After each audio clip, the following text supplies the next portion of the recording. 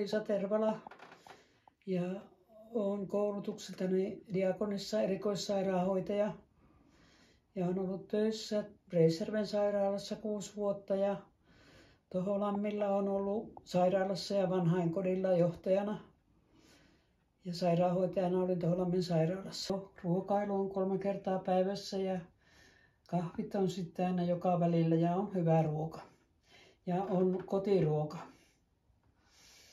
Mitä mieltä olet, Liisa, tästä henkilökunnasta täällä Mirja Mituvalla? Kyllä minusta täällä on hyvä henkilökunta, että he osaa työnsä ja kohtelevat meitä kaikkea samalla tavalla. Miten sä oot, Liisa, viihtynyt täällä? Mä oon viihtynyt oikein hyvin, että en pärjäisi tällä hetkellä yksin. Sanoisin, että kannattaa ainakin tulla lomapaikalle ja kokeilla. Että sittenhän siinä tietää, kun on itse esimerkiksi pari viikkoa täällä, että miltä tuntuu.